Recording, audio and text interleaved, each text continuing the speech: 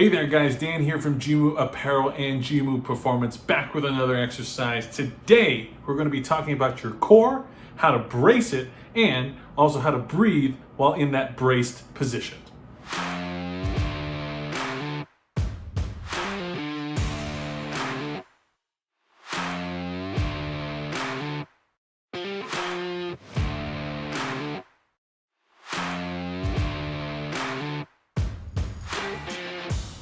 How's that intro? Pretty cool, right? Made it myself. So when we're talking about the core, we want to understand that what we're referencing is all the muscles that are in charge of stabilizing our trunk.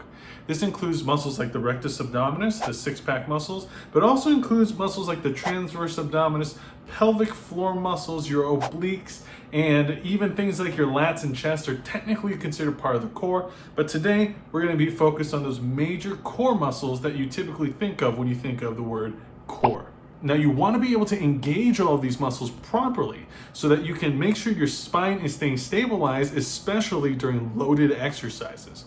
So before we start loading the body with a bunch of resistance and weight, let's first see how well you can engage the core. I'm going to be running you through an exercise that I typically do with most of my clients during the initial assessment.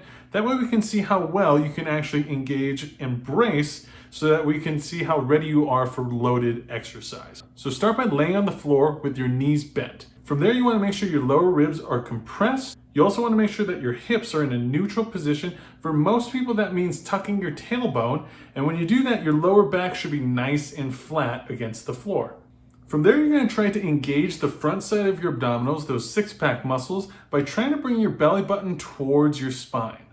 And at the same time, you want to try to create circumferential tension starting from your belly button, working all the way around, even towards your lower back a bit. So you essentially want to create a lot of intra-abdominal pressure in your midsection. So if you're about to take a punch to the side, you'd be able to take it. Now, if you still don't know what I'm talking about in terms of how to engage those muscles, try this little trick.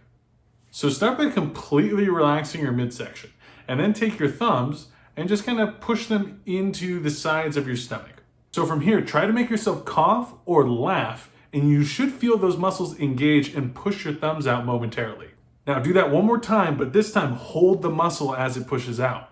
Great, now you have created circumferential tension in your midsection. I also like to refer to this as belt-like tension. You might see a lot of people at the gym with those weight belts on. That is so that they can keep the tension throughout the entirety of their midsection.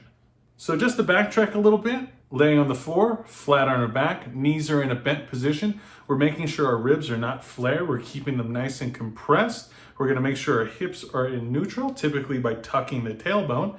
We're then going to bring our belly button towards our spine to contract the front side of our abs. And then we're going to create that belt-like tension, starting from the belly button, working its way all the way around, even to our lower back.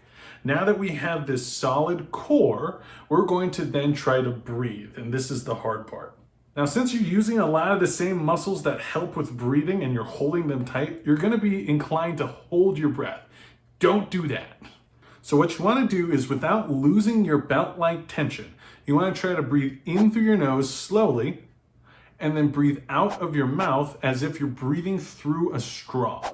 So you essentially want to think of the air filling downwards into your belly. You should feel your belly inflate just a little bit as you breathe in through your nose. And then you should feel the belly kind of come down a little bit as you breathe out through your mouth. This will help control your breathing a little bit, and that way you won't be accidentally losing your core as you breathe out. Or when you breathe in, you're not losing your positioning because you're kind of extending through the chest. So try to take about 10 to 15 breaths while maintaining that core tension and not losing it throughout the exercise.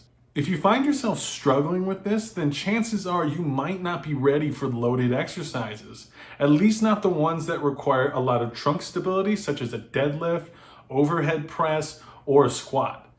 Master this and you'll find that some exercises actually start to get easier because you're not losing power through your midsection. And instead, it's staying solid like a steel beam.